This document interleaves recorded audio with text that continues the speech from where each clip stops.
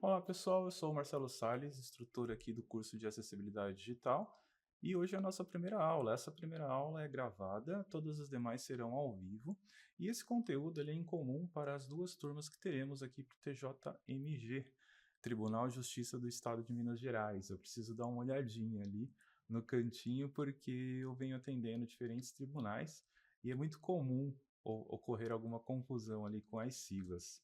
Fazendo uma breve apresentação pessoal. Eu sou uma pessoa branca, de pele morena clara, uso barbas e cabelos curtos, talvez esteja um pouco diferente nas aulas ao vivo.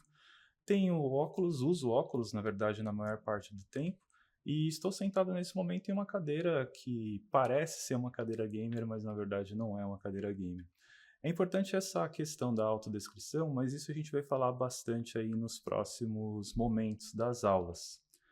Hoje a gente vai falar basicamente sobre a introdução, fundamentos, conexões que a gente tem com relação à acessibilidade. E é muito importante a gente desmistificar alguns pontos que a acessibilidade nos traz. Quando se fala de acessibilidade, é muito comum as pessoas associarem automaticamente algo relacionado a pessoas com algum tipo de deficiência. Isso não está incorreto, isso está apenas incompleto.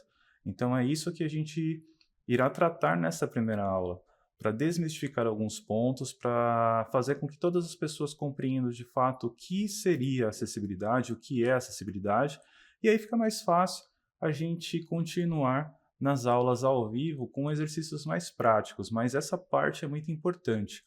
Essa primeira aula, ela tem aproximadamente 3 horas, 2 horas e pouquinho, na verdade, e eu dividi em diferentes aulas, em 5 aulas no total, para que fique mais fácil de vocês acompanharem. Vocês podem acompanhar da forma como vocês preferirem. Essas aulas serão disponibilizadas por vocês pela organização do curso mesmo, mas é importante que vocês assistam todas as 5 aulas, totalizando as 2 horas e pouquinho aqui de conteúdo, porque a gente não vai entrar em alguns conceitos nas aulas ao vivo, então é importante que vocês já conheçam esses conceitos. Então não passem as aulas, tentem assistir com calma, assistam com café do lado, prestem bastante atenção, se for preciso, retornem. São aulas expositivas, né? Então nós não temos exercícios nessa primeira aula, apenas nas demais. E nas demais também a gente tem bastante roda de conversas ali para trocar ideias. Mas vamos ao que interessa de fato, que é a aula propriamente dita.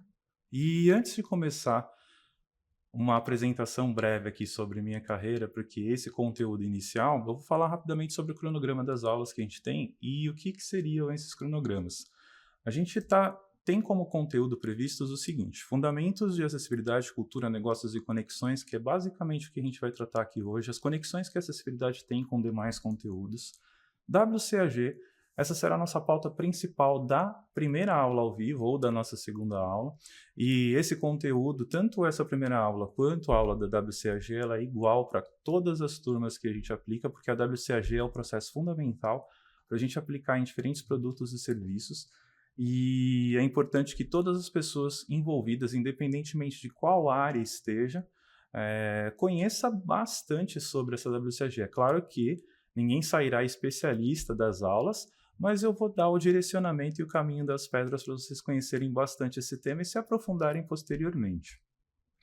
A gente vai falar bastante de design inclusivo e design universal, principalmente conteúdo inclusivo. Aqui o que acontece é aonde a gente começa as diferenças, né? O time de desenvolvimento, eu vou fazer algumas menções, não necessariamente eu vou trazer exercícios relacionados a isso. Já para o time de conteúdo e design, a gente vai falar um pouquinho mais aprofundado dessa parte. Análise heurística de acessibilidade é um conteúdo que eu vou passar rapidamente para todas as turmas.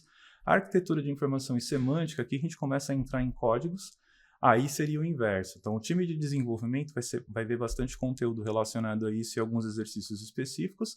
Já o time de conteúdo e design talvez não veja tanto, mas eu vou fazer algumas menções também, porque é importante vocês entenderem o cenário das duas áreas propriamente dito.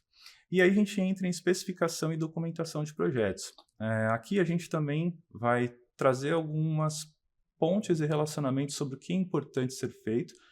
Não necessariamente vocês precisam fazer isso no dia a dia, e também isso varia de lugar para lugar, de empresa para empresa, de pessoa para pessoa, mas é importante vocês conhecerem o que precisa ser feito com relação à especificação e documentação. para que todas as áreas consigam falar na mesma língua relacionada à acessibilidade. E a gente vai falar bastante também de testes, né? Testes e priorização de problemas. Aqui, basicamente, serão as últimas aulas, principalmente para o time de desenvolvimento, só que aqui no time de desenvolvimento a gente vai falar bastante de ferramentas, né, de recursos, de como testar na prática. Para o time de conteúdo e design, a gente também precisa falar de testes, porque nem sempre você vai ter uma pessoa ao seu lado para execução de testes, mas a gente fala de uma forma um pouquinho diferente. Então, esses conteúdos são basicamente os conteúdos que farão parte das nossas aulas, não necessariamente da aula 1, da aula 2, da aula 3. A gente tem meio que uma mescla aqui de conteúdos, claro que seguindo uma ordem, e a ordem seria praticamente essa que eu estou apresentando, mas vocês verão que a gente vai tratar de todos os assuntos em diferentes momentos ali no decorrer das aulas. Antes da gente começar o conteúdo de fato, eu vou fazer uma breve apresentação minha mesmo, né, e como que eu cheguei até onde estou, com relação tanto à minha empresa quanto o conteúdo de acessibilidade. Eu acho que esse caminho das pedras, né, sobre a minha vida, ele é interessante sobre o aspecto cultural, principalmente. Por quê? Porque as pessoas acreditam que a acessibilidade, num contexto geral, é simplesmente você pegar ali uma ferramenta, aplicar a ferramenta, ver o que funciona e o que não funciona, e a partir do momento aplicar diretamente. Isso funciona quando você já tem alguns outros conhecimentos, e foi assim comigo, e é isso que eu tento trazer para as pessoas. A acessibilidade não pode ser tratada como se fosse uma feature, como se fosse algo em que a gente aplique em algum momento específico, uma melhoria, praticamente falando. É comum as pessoas deixarem a acessibilidade para depois. Ah, aplica isso, aplica aquilo. Ah, a gente esqueceu da acessibilidade. Ou precisamos focar na acessibilidade a partir desse momento. Só que a partir desse momento já é muito tarde, porque provavelmente você já tem muita coisa construída e você vai ter que refatorar muita coisa. E é aqui que começam os problemas. Então a gente precisa tratar a acessibilidade como um processo cultural. Só que para entender que isso é importante vocês entenderem os processos relacionados a isso. E aí eu mesclo um pouquinho aqui com a minha carreira para vocês entenderem a lógica do processo. Então eu vou tentar ser breve aqui, justamente para apenas vocês entenderem essas conexões e entenderem também até que ponto eu me aprofundo com relação ao tema. Só para vocês entenderem, eu sou uma pessoa formada em desenho industrial, me formei em desenho industrial em 2002, só que antes de eu fazer desenho industrial, eu fiz colegial técnico em processamento de dados. Então eu mexi com linguagens de programação no passado, Pascal, Clipper, C++, é, VB, Visual Basic e diferentes linguagens que algumas delas nem existem mais hoje em dia.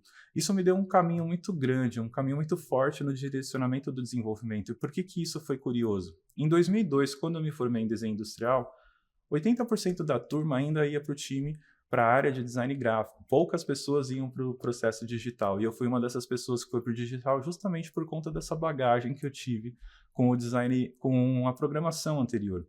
E no início da minha carreira, eu trabalhei em diferentes agências de design e publicidade, as mais conhecidas DMNOB, DPZ, fazendo muito freelance ali, mas basicamente eu tive alguns contextos específicos de desenvolvimento de projetos do início ao fim.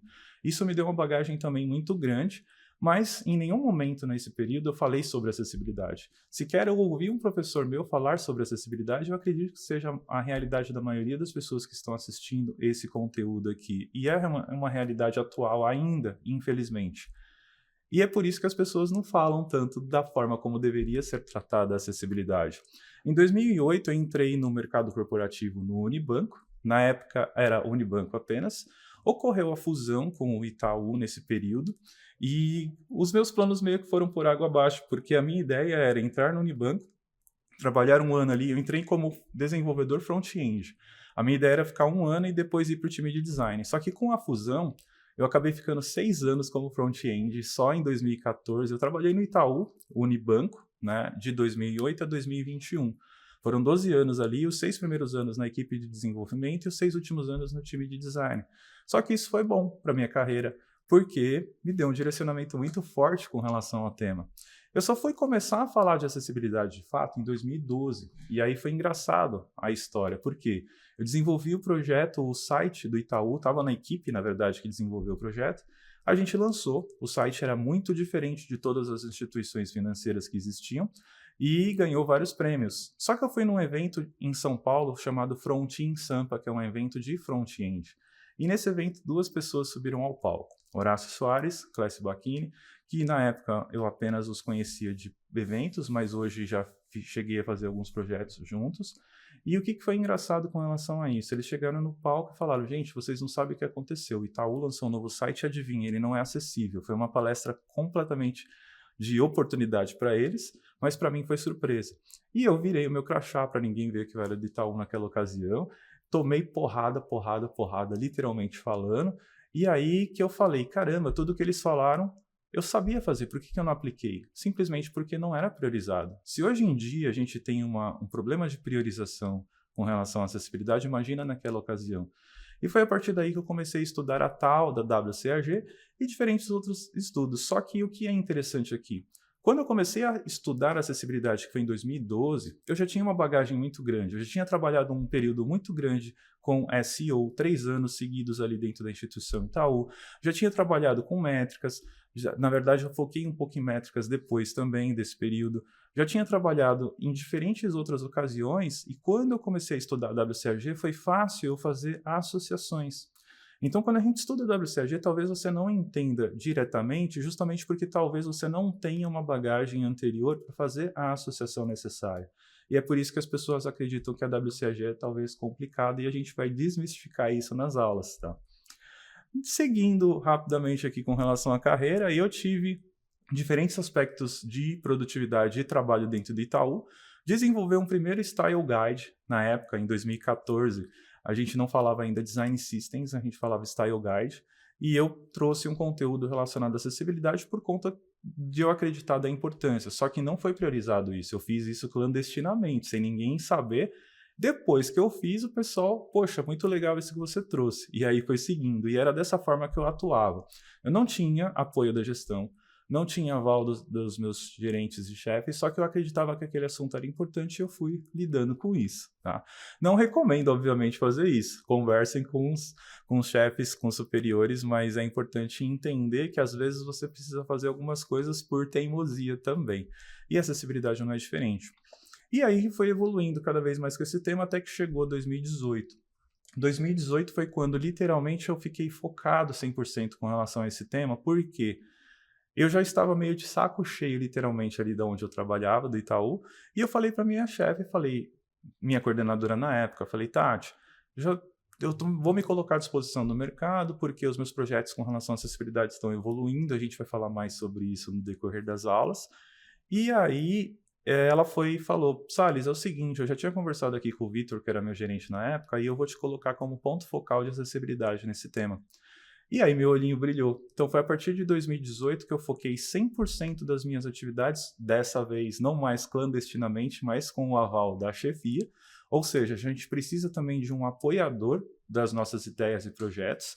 E a partir daí foi quando eu adquiri um conhecimento maior, falando com áreas de negócios, áreas de compliance, áreas de conteúdo. E aí, trabalhando numa instituição como Itaú, tive diferentes oportunidades internamente para tratar desse tema. Então foi de 2018 a 2021 onde eu me especializei bastante com relação a isso, dentro de uma empresa do porte do Itaú. Aí eu saí do Itaú, fui buscar outros ares também, trabalhei por um aninho e meio ali na Raia Drogasil, na RD, como especialista de acessibilidade já, só que nesse meio período também eu acreditei que era importante eu desenvolver meus próprios negócios e foi daí que surgiu a ideia da minha empresa, que é a Tudo é Acessibilidade, que é hoje como eu estou lidando aqui com diferentes clientes, assim como vocês que estão assistindo essa aula. A partir daí, a gente precisa entender o que exatamente é e por que tudo é acessibilidade, e é o que a gente vai ver a partir desse momento, agora. Por que tudo é acessibilidade? Né? Aí eu já começo a fazer as primeiras conexões aqui. O primeiro texto que eu trago aqui como link e conexão é do Alexandre Wollner, um designer, um dos principais designers que nós temos aqui no Brasil, que nós tínhamos aqui no Brasil. Ele já faleceu, infelizmente. E o que acontece? A frase que ele disse foi num evento passado, numa época em que a gente ainda tinha uma diferença sobre o que era a profissão de web design. O que a pessoa que trabalhava com design e web precisava conhecer, e havia muitas discussões com relação a isso. Como eu comentei, eu me formei em desenho industrial e antes de me formar em desenho industrial, eu fiz técnico em processamento de dados. Isso me deu uma bagagem muito grande para visualizar tudo aquilo.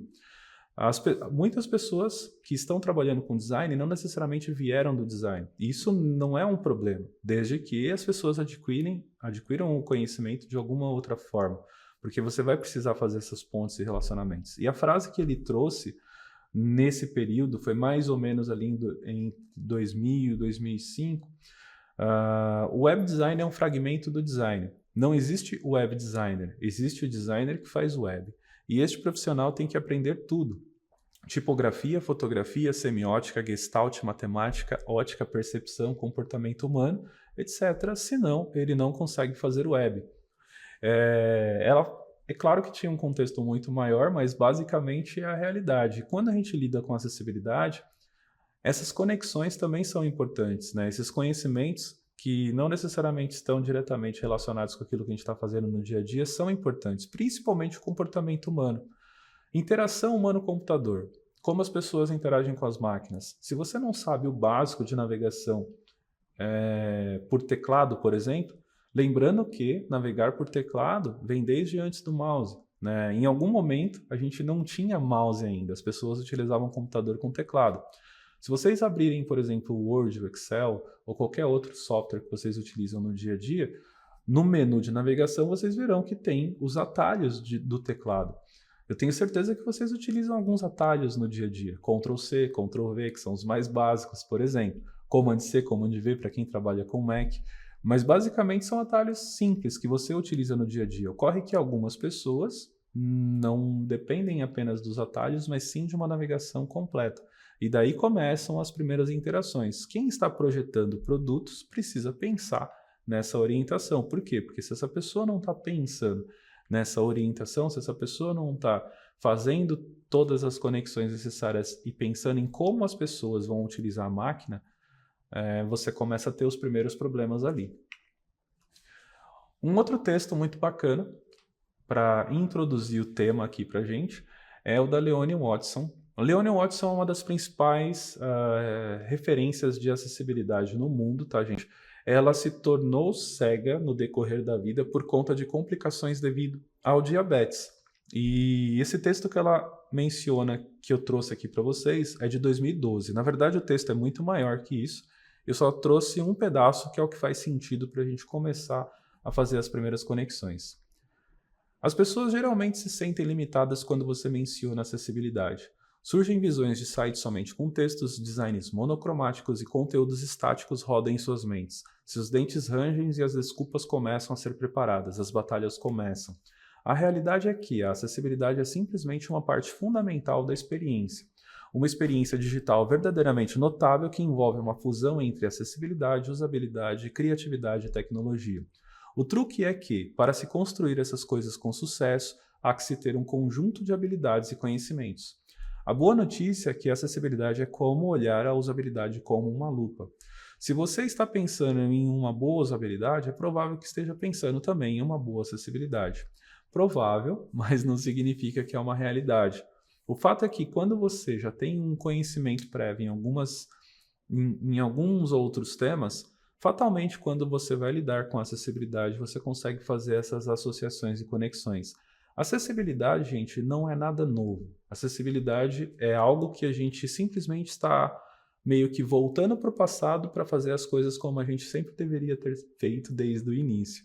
Acontece que em diferentes cenários e em diferentes momentos a gente tomou alguns rumos diferentes do que a gente deveria, e aí hoje a gente está basicamente voltando para o passado para resolver esses problemas. Tudo que a gente faz para acessibilidade não é nada que a gente não deveria ter feito antes, tá? E essas conexões são importantes.